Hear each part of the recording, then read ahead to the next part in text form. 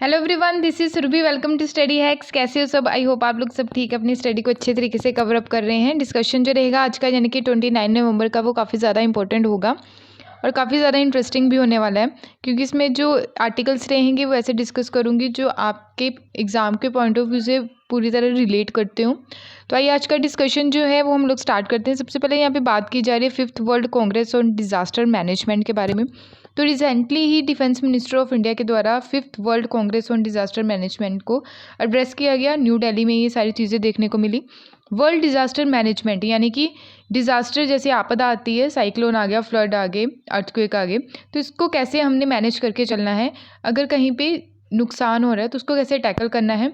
अगर नुकसान होने वाला है, पहले अर्ली वार्निंग दे दी जाती है, तो कैसे हमने वहाँ से चीज़ों को कंट्रोल करके चलना है। तो ये सारी चीज़ें जो हैं यहाँ पे डिस्कस की गई हैं।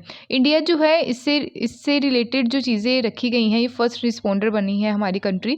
तो इंडिया का जो विज़न है, स्पेशली जो सागर है, security and growth for all the region, यानी कि इंडियन ओशियन वाले रीजन में जितनी भी हमारी जो कंट्रीज़ वहाँ पे देखने को मिलती हैं, तो उन कंट्रीज़ में कैसे हमने सिक्योरिटी प्रोवाइड करवानी है, ग्रोथ प्रोवाइड करवानी है उन सारे रीजन में।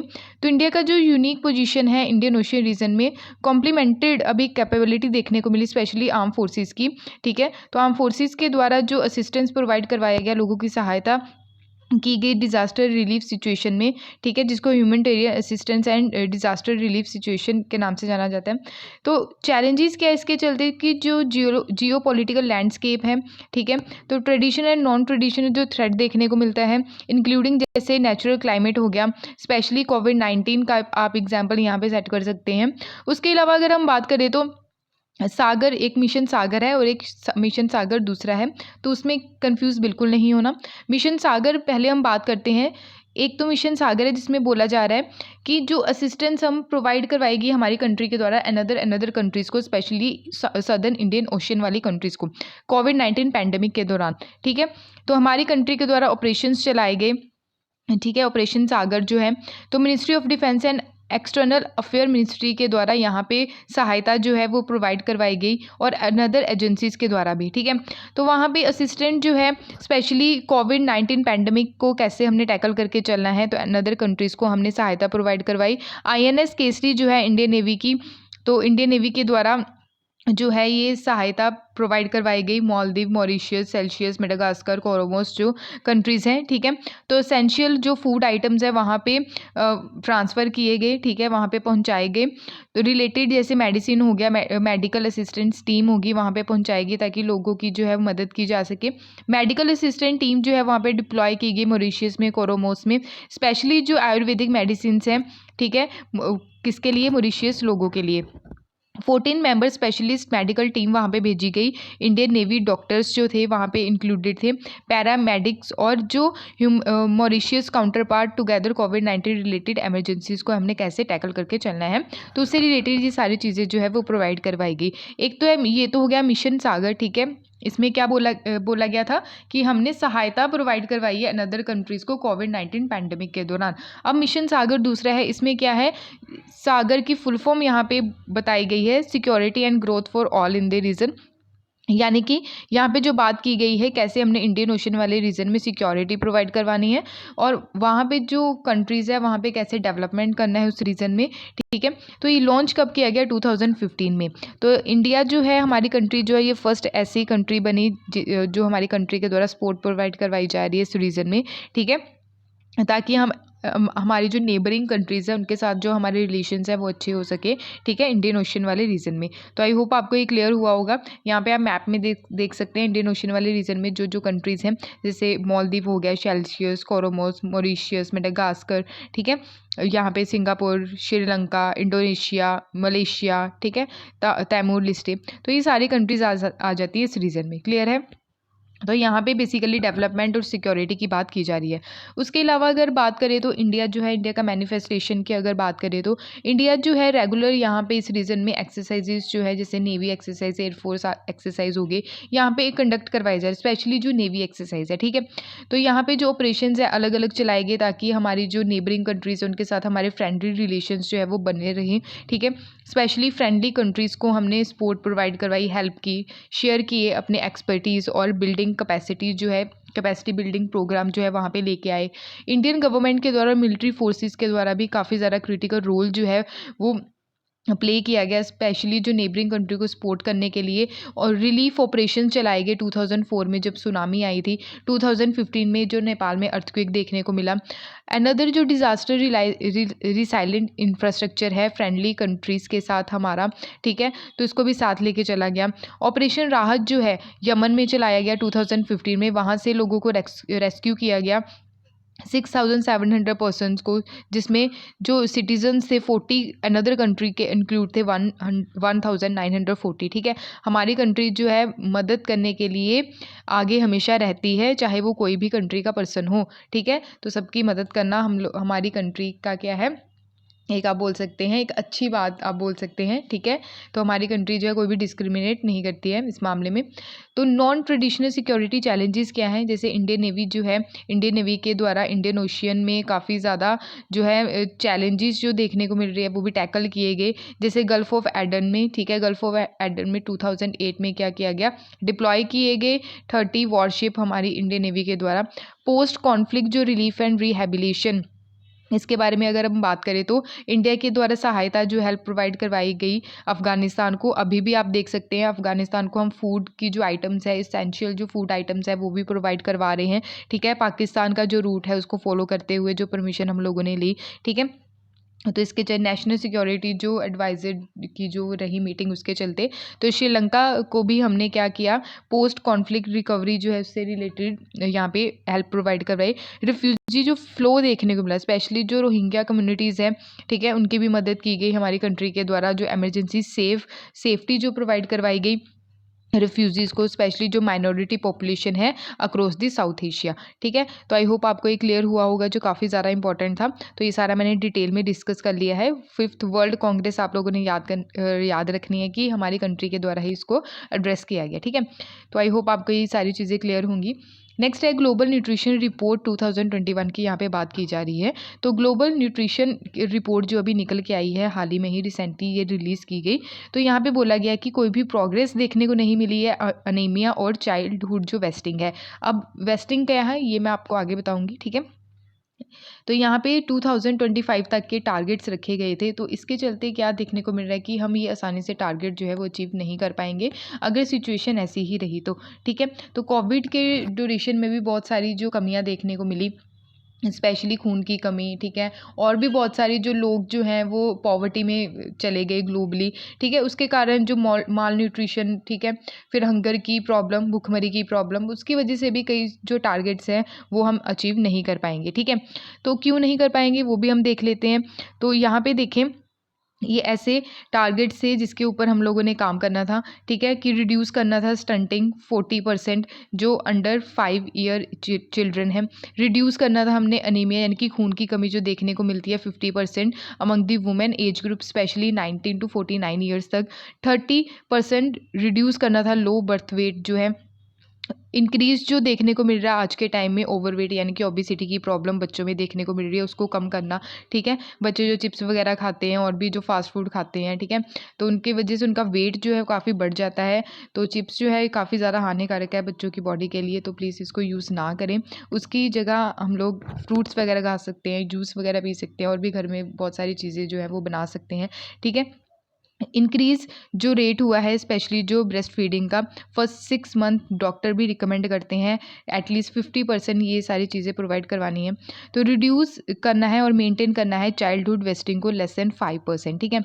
तो चाइल्डहुड वेस्टिंग स्टंटिंग इसके बारे में हम पढ़ लेते हैं। तो डिफरेंट टाइप्स के आपको अंडर न्यूट्रिशन के ये टाइप्स देखने को मिलेंगे।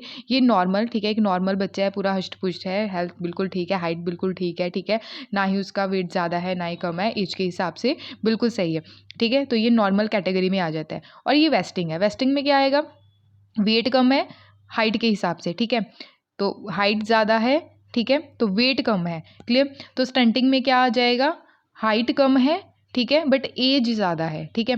तो यहाँ पे हाइट कम रह जाएगी, और यहाँ पे क्या रहेगा, हाइट तो ज़्यादा होगी बट वेट इसमें कम होगा, ये अंडर वेट में आ जाएगा बच्चा, ठीक है। तो ये अलग अलग टाइप के हैं। नॉर्मल आ जाए, नॉर्मल तो आपको बताइए, वेस्टिंग, स्टंटिंग, अंडर वेट, ठीक है। ये मैचिंग के लिए भी आपको आ सकता है और पूछा भी जा चुका है प्रीवियस एग्जाम्स में, ठीक है। तो यहाँ पे बात करें ओनली 7 कंट्रीज़ ऐसी हैं जो infant and young child nutrition target को लेके चल रही है 2025 तक। बट ये टारगेट्स जो हैं वो अचीव करने टफ दिख रहे हैं, क्योंकि अभी भी जो है कोविड की जो सिचुएशन अभी तक ख़त्म नहीं हुई है। तो अभी ओमनीवायरस जो है, ठीक है, ओमिक्रॉन जो वायरस है, तो वो भी अभी देखने को मिल रहा है जो अफ्रीका कॉन्टिनेंट में है। तो ये सारी चीज़ें जो है, वायरस जो है वो कभी ख़त्म नहीं होते हैं, ठीक है। तो इसको हम कैसे प्रिवेंट कर सकते हैं, कैसे कंट्रोल कर सकते हैं, ये हम लोगों के हाथ में है, ठीक है। तो 30% जो रिलेटिव रिडक्शन है, जैसे सॉल्ट का, सोडियम इंटेक का, ये हम अचीव कर पाए हैं, स्पेशली ओबेसिटी की प्रॉब्लम है, ठीक है। एस्टिमेट अगर देखें 155 मिलियन पीपल जो हैं वो एक्सट्रीम पुअर्टी की कंडीशन में गए हैं ग्लोबली, यानी कि गरीबी में बहुत सारे लोग जो चले गए कोविड की वजह से, ठीक है। डाइट जो है वो प्रॉपर नहीं है, क्रॉनिक डिजीज़ उसकी वजह से देखने को मिल रही है, स्पेशली जो कोविड-19 आउटकम्स निकल के आए, इसकी वजह से अगर डाइट प्रॉपर नहीं है तो हार्ट अटैक के केसेस भी बहुत ज़्यादा हुए, ठीक है। तो पुअर डाइट की वजह से जो डेथ है वो देखने को मिली, स्पेशली एडल्ट्स में। यहाँ पे आप देख सकते हैं माल न्यूट्रिशन में इंक्लूडेड क्या है, चाइल्ड स्टंटिंग है, वेस्टिंग है, ओवरवेट है, ठीक है, माइक्रो न्यूट्रिएंट जो डेफिशिएंसी है, ठीक है। एडल्ट्स में जो ओबेसिटी देखने को मिलती है, मोटापा देखने को मिलता है। कम्युनिकेबल जो डिजीज़ है, कम्युनिकेबल डिजीज़ क्या रहती है, जैसे कोल्ड हो गया, ठीक है, कोरोना वायरस हो गया, कम्युनिकेबल डिजीज़ है। नॉन कम्युनिकेबल में आ जाए कैंसर वगैरह जो बीमारी रहती है, डायबिटीज़ जो रहती है, ठीक है। अबाउट 2 बिलियन पीपल जो है अराउंड द वर्ल्ड वाइड, ठीक है। तो ये माइक्रो न्यूट्रिएंट माल न्यूट्रिशन के शिकार हैं, ठीक है। चाइना में आप देख सकते हैं डायग्नोसिस डायबिटीज़ की प्रॉब्लम जो है वो एनुअली 16.3% देखने को मिलती है, ठीक है। नियरली 2 बिलियन जो एडल्ट है वर्ल्ड वाइड वो ओवरवेट है, ठीक है। तो ये सारी चीज़ें जो है ये काफ़ी ज़्यादा इंपॉर्टेंट है, ये आप देख सकते हैं, ठीक है।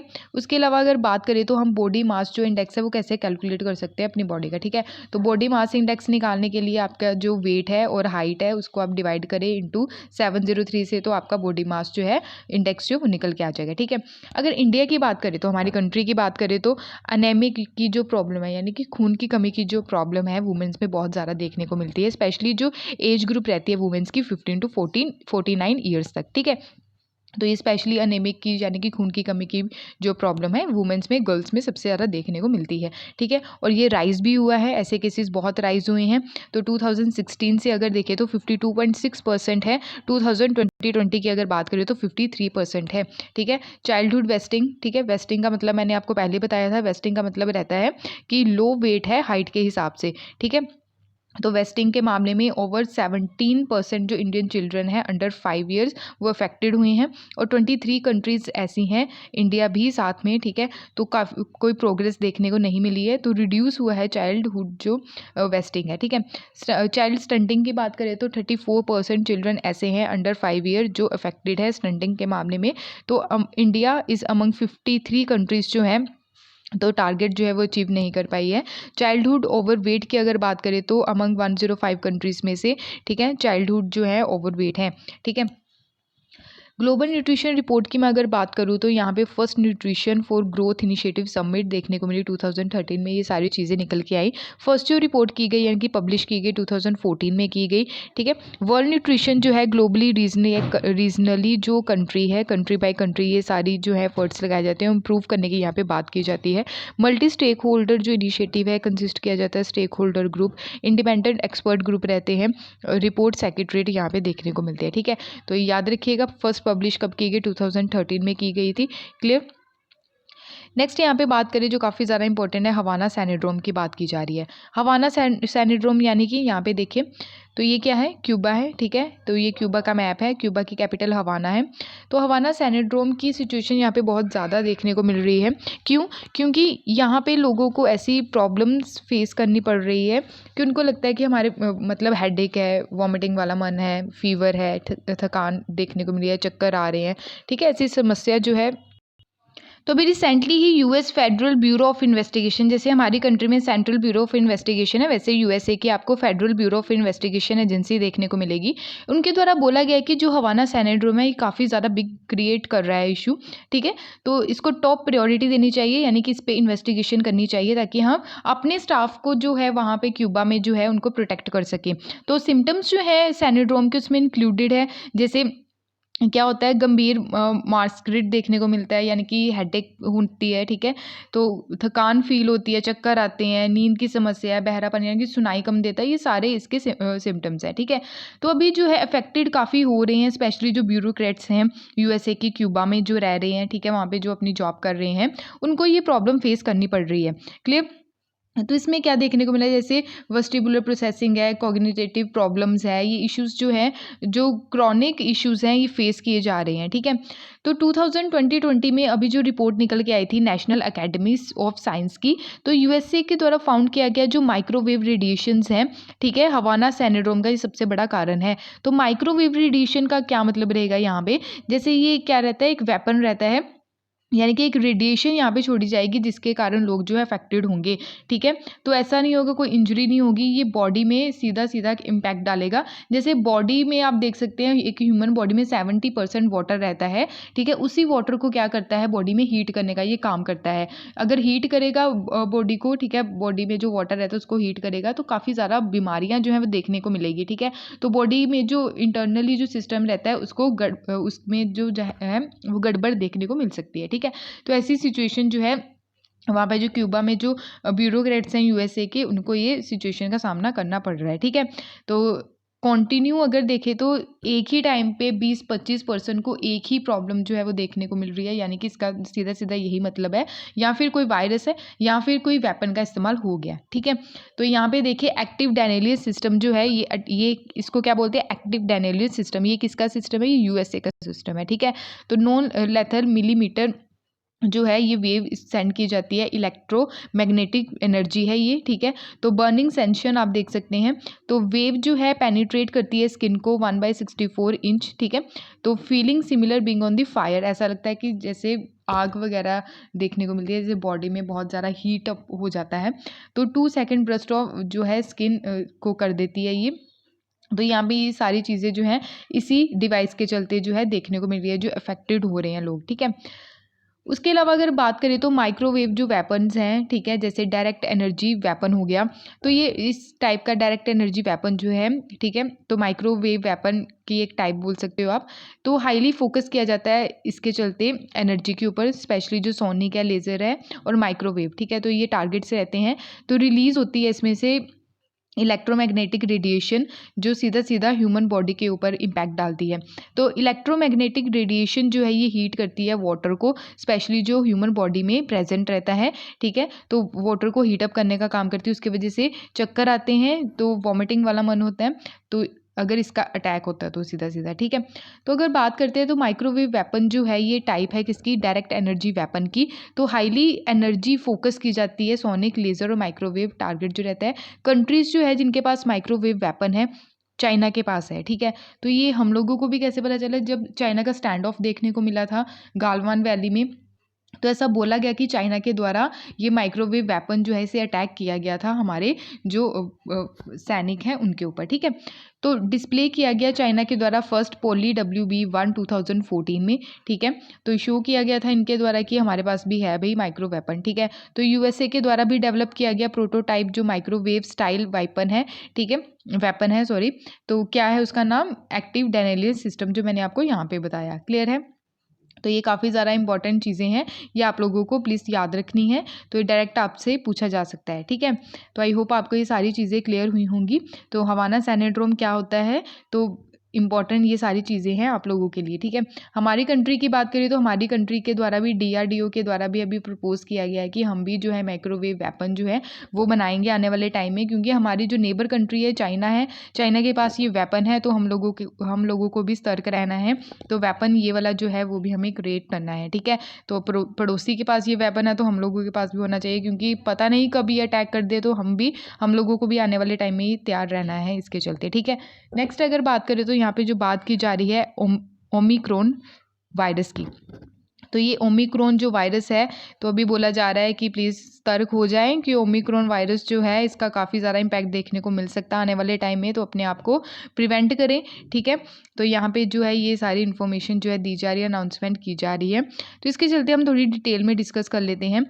तो अभी जो ओमिक्रॉन जो वायरस देखने को मिल रहा है, इसका मतलब क्या है, जैसे पहला जो था कोरोना वायरस था, ठीक है, तो उसका जो अलग अलग टाइप्स देखने को मिल रही है, ठीक है, उसको उसको क्या बोलते हैं, म्यूटेशन बोलते हैं, ठीक है। तो ये ओमिक्रॉन है, ये कोरोना वायरस का म्यूटेशन ही है, ठीक है। तो इसकी अलग अलग आपको टाइप्स देखने को मिल रही है। यहाँ पे आप देखिए वेरिएंट ऑफ इंटरेस्ट, पहले जो स्टार्टिंग में वेरिएंट ऑफ इंटरेस्ट आपको देखने को मिलता है। वेरिएंट ऑफ इंटरेस्ट का मतलब क्या रहता है कि स्टार्टिंग में जो है स्ट्रेन जो पाया जाता है, यानी कि अलग अलग चीज़ें पाई जा रही हैं कोरोना वायरस के चलते, जैसे लोग जो है खून की कमी देखने को मिल रही है, जो इम्यूनिटी सिस्टम है वो वीक हो रहा है, ठीक है। तो फिर ये किस में रहता है, वेरिएंट ऑफ इंटरेस्ट में रहता है। वेरिएंट ऑफ कंसर्न क्या रहता है, जो हाई लेवल की जो वायरस है वो काफ़ी ज़्यादा हाई लेवल का इम्पैक्ट डाल रहा है, तो ये वेरिएंट ऑफ कंसर्न में आ जाता है, ठीक है। यानी कि ये ट्रैवल कर रहा है, फास्टर ट्रैवल कर रहा है और ज़्यादा से ज़्यादा लोगों को क्या कर रहा है, इसके कोरोना वायरस मार रहा है, ठीक है। डेथ हो रही है इसके चलते, तो इसका ट्रीटमेंट करना भी मुश्किल हो रहा है, तो ये वेरिएंट ऑफ कंसर्न में आ जाता है, ठीक है। वेरिएंट जो ऑफ हाई कॉन्सिक्वेंसेस जो आ जाते हैं इसमें कि ट्रीट करना, यानी कि ट्रीटमेंट करना काफ़ी ज़्यादा मुश्किल हो रहा है। तो ये सारी चीज़ें आपको याद रखनी है। वेरिएंट ऑफ इंटरेस्ट क्या होता है, वेरिएंट ऑफ कंसर्न क्या होता है, म्यूटेशन क्या होता है। म्यूटेशन क्या रहता है कि अलग अलग टाइप्स आपको देखने को मिलती है, ठीक है। उसके अलावा अगर हम बात करें कोविड से रिलेटेड, तो कोरोना वायरस जो था ये आपको पहले भी देखने को मिल चुका है। कोरोना वायरस वुहान वायरस भी बोला गया इसको, ठीक है। तो वुहान जो है जिसको बोला गया SARS-CoV-2, ठीक है। SARS-CoV-2 यानी कि सीवियर एक्यूट रेस्पिरेटरी सिंड्रोम, ये पहले भी इमर्ज हो चुका था 2002 में। 30 कंट्रीज़ के ऊपर इसका इम्पैक्ट देखने को मिला था, ठीक है। मिडल ईस्ट रेस्पिरेटरी सिंड्रोम जो है ये आइडेंटिफाई किया गया था 2012 में। 27 कंट्रीज़ जो है इससे इफेक्टेड हुई थी, ठीक है। सिम्टम्स आपको पता ही है, फीवर रहता है, सांस लेने में प्रॉब्लम रहती है, लीवर किडनी फंक्शन जो है प्रॉपर वे पे काम नहीं करते हैं, किडनी फेलियर हो जाता है, सीवियर कफ यानी कि खांसी की प्रॉब्लम बहुत ज़्यादा देखने को मिलती है, और निमोनिया भी जो है ये बॉडी में देखने को मिलता है, ठीक है। तो आई होप आपको ये बेसिक चीज़ें क्लियर हुई होंगी। उसके अलावा अगर बात करें म्यूटेशन, तो मैंने आपको पहले ही बता दिया, ये वायरस जो रहता है जेनेटिक सीक्वेंस रहती है, ठीक है। जेनेटिक जो रहती है, ठीक है, ट्रांसफ़र होता है ये, ठीक है। अलग अलग टाइप्स इसकी देखने को मिलती है। तो अबाउट 4000 जो है वो रिकॉर्ड किए गए हैं कोरोना वायरस के स्पाइक्स प्रोटीन। स्पाइक्स क्या, यानी कि ये आप देख सकते हैं इस पिक्चर में, देखिए ये स्पाइक्स आपको देख रहे हैं, ये प्रोटीन स्पाइक्स होते हैं, ये इसमें चेंजेस आते हैं, ठीक है। तो ये अलग अलग टाइप्स जो देखने को मिलती है, ये प्रोटीन स्पाइक्स में ही चेंजेस आते हैं, बढ़ते हैं, घटते हैं, ठीक है। तो इसी में ही यहाँ पे बोला गया है। तो म्यूटेशन जो है ये अराइज होता है व्हेन वायरस जब यानी कि कॉपीज, इसकी टाइप्स अलग अलग देखने को मिलती है, ठीक है। तो वेरिएंट आपको बता ही दिया था मैंने, और स्ट्रेन जो है इट इज़ अ वायरेंट, ठीक है। म्यूटेशन की कैटेगरी में आता है, जो मैनी म्यूटेशंस रहते हैं, ठीक है। तो अल्टर यानी कि अलग अलग बिहेवियर जो रहता है वायरस का, क्लियर। उसके अलावा बात करें तो WHO के द्वारा अलग अलग वायरस के नाम दिए गए हैं, ठीक है। यानी कि पहले हम बोलते थे वुहान वायरस, चाइना वायरस, ठीक है, USA वायरस, तो नहीं, ठीक है। तो वर्ल्ड हेल्थ ऑर्गेनाइजेशन के द्वारा इस पर्टिकुलर नाम दिया गया अलग अलग कंसर्न को लेके। जैसे वेरिएंट ऑफ इंटरेस्ट में अगर देखें तो हमारी कंट्री में क्या बोला गया, कप्पा बोला गया, ठीक है। और वेरिएंट ऑफ इंटरेस्ट को लेके अगर देखें हमारी कंट्री में इसको डेल्टा के नाम से जाना गया, ठीक है। तो इलिप्सन बोला गया कहाँ पे, USA में। जीटा बोला गया ब्राज़ील में। ईटा बोला गया कहाँ पे, मल्टीपल जो कंट्रीज़ है वहाँ पे, ठीक है। आयोटा भी USA में है। थ्रीटा जिसको बोलते हैं फिलीपींस में है। गामा ब्राज़ील, ठीक है। Beta south Africa. Alpha UK। तो ये variant of concern end variant of interest को लेके अलग अलग जो नाम दिए गए वायरस से रिलेटेड, ठीक है। तो ये आप लोगों को याद रखने हैं। नेक्स्ट ये डाटा है, इंपॉर्टेंट है, ये मैं आपको टेलीग्राम पे प्रोवाइड करवा दूंगी। ये डाटा किससे रिलेटेड है, ये रिलेटेड है जो बच्चों को स्मार्टफोन्स दिए गए, ठीक है, स्कूलिंग में कोविड-19 के दौरान जब लॉकडाउन था, ठीक है। कितने % बच्चों को स्मार्टफोन दिए गए, कितने % बच्चों को स्मार्टफोन्स नहीं मिले, ठीक है। कितने प्रॉपर वे से जो पढ़ाई है बच्चे कर पाए, ऑनलाइन स्टडी कर पाए, ठीक है। तो ये सारा डाटा जो है ये क्या है, ये मैं आपको प्रोवाइड करवा दूंगी, जो काफ़ी ज़्यादा इंपॉर्टेंट है, ठीक है। उसके अलावा अगर हम बात करें तो बच्चे जो हैं कोविड-19 की ड्यूरेशन में जब लॉकडाउन था स्पेशली, तो कई बच्चे ऐसे हैं जिनके पास फ़ोन नहीं था, ठीक है। उनके पेरेंट्स के पास फ़ोन नहीं था, उनकी पढ़ाई जो है, ठीक है, वो बिल्कुल स्पॉइल हो गई उसके चलते। तो ये काफ़ी ज़्यादा दिक्कत देखने को मिली, ठीक है। कई बच्चे ऐसे हैं जिनके पास सब कुछ था, लैपटॉप था, टैब था, मोबाइल था, बट फिर भी वो बच्चे पढ़े नहीं, ठीक है, बिल्कुल नहीं पढ़े। तो ऐसी चीज़ें जो है ये भी देखने को मिली, ये जो आप देख सकते हैं दोनों फेसेस देखने को मिले लॉकडाउन की ड्यूरेशन में, ठीक है। उसके अलावा अगर हम बात करें तो यहाँ पे जो है यूपी यानी कि उत्तर प्रदेश का टेट जो है वो कैंसिल हो गया, ठीक है। पेपर लीक होने की वजह से 26 जो पर्सन है वो अरेस्ट हुए। ओमिक्रॉन जो है ये अपना जो असर दिखा रहा है अलग अलग कंट्रीज़ में। तो प्लीज़ आप लोग अपनी डोजेज़ जो है वो प्रॉपर वे से ले लें। जिन्होंने सेकंड डोज़ भी नहीं लगवाई है वो भी जो है जल्द से जल्द अपनी जो है डोज़ लगवा लें, ठीक है। ऊपर अगर बात करें तो एनजीटी के बारे में, एनजीटी के द्वारा 2 करोड़ का क्या लगाया गया, फ़ाइन लगाया गया है जीएसपीएल के ऊपर, ठीक है, यानी कि जिंदाल जो स्टील एंड पावर लिमिटेड के ऊपर। ये इतना इंपॉर्टेंट नहीं है। एनजीटी के बारे में हम पढ़ लेते हैं जो काफ़ी ज़्यादा इंपॉर्टेंट है। एनजीटी यानी कि नेशनल ग्रीन ट्रिब्यूनल। ट्रिब्यूनल का मतलब क्या रहता है, एक हिसाब से कोर्ट ही होता है, ठीक है। यानी कि एज ए नेचुरल जस्टिस ये काम करता है। National Green Tribunal specialise body है जो सेटअप की गई है under National Green Tribunal Act 2010 के अंडर, ठीक है। ये क्या करते हैं, केसेस को सुनते हैं इन्वायरमेंट प्रोटेक्शन से रिलेटेड, कैसे हमने अपने इन्वायरमेंट को प्रोटेक्ट करके रखना है, कंजर्व करना है फॉरेस्ट को और नेचुरल रिसोर्सेज को, ठीक है। अगर इसको कोई हार्म करता है तो एनजीटी जो है ये पिक्चर में आ जाती है। इस्टेब्लिशमेंट जो थी एनजीटी की, इंडिया जो है इसके चलते थर्ड कंट्री बनी जो एनजीटी को अडॉप्ट करने वाली थी। उससे पहले ऑस्ट्रेलिया और न्यूजीलैंड के द्वारा इसको अडॉप्ट किया गया, तो इंडिया जो है ये थर्ड कंट्री है, ठीक है। तो यहाँ पे रिलेटेड लॉज है, 7 लॉज है इन्वायरमेंट से रिलेटेड जिस पे काम किया जाता है एनजीटी के द्वारा। जैसे water prevention and control pollution act 1974, water prevention and control pollution cess act. Cess क्या होता है, टैक्स के ऊपर टैक्स लगना, ठीक है। तो 1977 का। फॉरेस्ट कंजर्वेशन एक्ट 1980 का। Air prevention and control of population act 1981 का। इन्वायरमेंट प्रोटेक्शन एक्ट 1986 का। पब्लिक लायबिलिटी इंश्योरेंस एक्ट 1991 का। बायोलॉजिकल डाइवर्सिटी एक्ट 2002 का, ठीक है। तो ये याद रखिएगा जो इंपॉर्टेंट है काफ़ी ज़्यादा। तो ये थे आज के important current affairs. I hope आपको ये सारी चीज़ें क्लियर हुई होंगी। काफ़ी ज़्यादा डिटेल में मैंने डिस्कस की हैं। पीडीएफ आपको मिल जाएगी टेलीग्राम पे, आप ज्वाइन कर सकते हैं। लिंक जो है इसका टेलीग्राम चैनल का आपको डिस्क्रिप्शन बॉक्स में मिल जाएगा। इंस्टाग्राम पे भी आप फॉलो कर सकते हैं। अगर आपको वीडियो पसंद आई तो प्लीज़ लाइक शेयर सब्सक्राइब ज़रूर कीजिएगा। अगर नहीं पसंद आई तो डिसलाइक भी कर दीजिए, ठीक है। तो thank you for watching my video. जय हिंद।